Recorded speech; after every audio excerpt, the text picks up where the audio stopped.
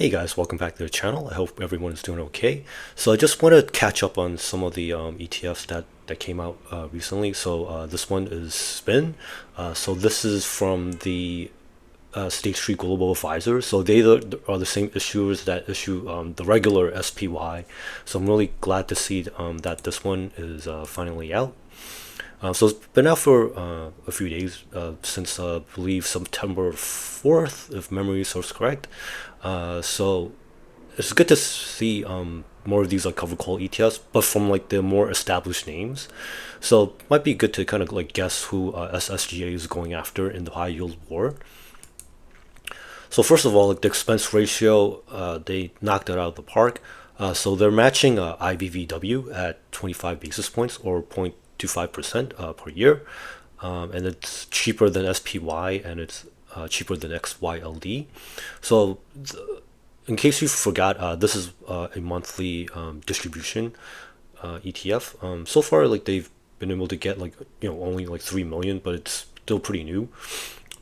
So and they're trying to do kind of like a better version of like a cover call ETF on like the SPY, it seems, because it looks like they're trying to do some like more analysis. Like if you look through like kind of like the prospectus, they want to identify large and medium sized companies. So basically it's kind of like SPY light, and then they're going to do SPX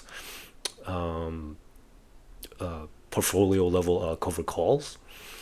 So according to this, they want to find like things that are low valuation relative to their peers, the market, etc. So looking for high quality management focused on generating shareholder value. But like that's a lot of like this marketing talk. But then like if you just look through like the holding, it's pretty funny because basically it looks like Mag 6 plus friends.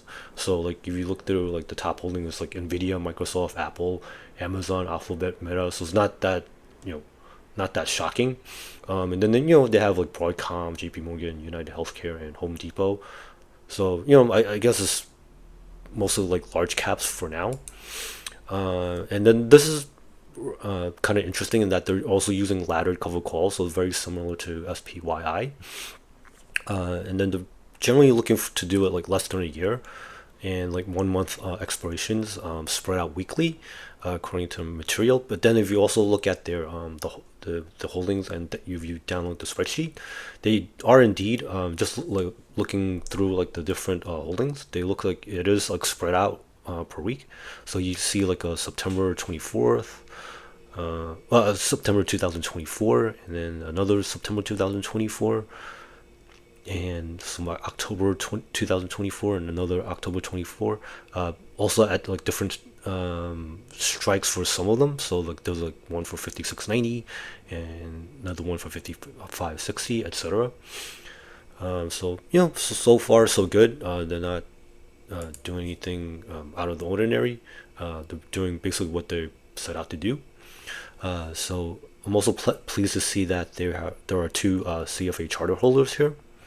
And then just like if you look through, for example, Miliano Rabinovich, looks like has pretty decent background. Juan Acevedo, etc. And then Chris, oh god, I don't want to pronounce this wrong, but it looks like Sirakowski. So each of these folks have like I guess like they bring something a little bit different to the table. And then Miliano went to University of Buenos Aires, so it's pretty interesting. But anyway, here's I guess like the part that most people are interested in. So yes, they are going to pay out distributions monthly. So I think just like overall, the this is good for competition overall in the space. So one of the interesting things, like seems like a lot of the SPY cover call tickers, like I seems like all the good ones are probably taken for now. So for this particular one, like for spin, I think they're gonna try to take away market share for IBVW, SPYI, and XYLD, specifically SPYI and XYLD, just because like they have like a larger assets under management, and since this one is cheaper too. I think a lot of folks are gonna try to maybe migrate some of the money over, especially if the returns are gonna be very similar. And then I think, well, this is just my opinion. I guess like the larger, more established funds, they for some reason they don't seem to attract as many. I guess what I call like tourists. So like, I guess like the tourist erosion should be like not as bad with these funds, but of course, remains to be seen. And this is just my opinion. We'd like to see a consistent and more modest 10 to 12% returns. This way, it doesn't attract so many people that are just like maybe they're not paying attention. They just see like the crazy high yields, but then like when you take a look closer, like the total returns aren't like that much better anyway. So I think this might be good for, especially for someone in my situation where a little bit older and like you're heading into retirement. You want something a little bit more like steady. And I've already, just so people know, I've already set out my limit orders. But I'm definitely taking my time and accumulating for like the retirement portfolio. So hope this helps somebody. So hope you like and subscribe as well. Thank you for watching. I hope people make some good money out there, and I'll see you in the next video. Bye now.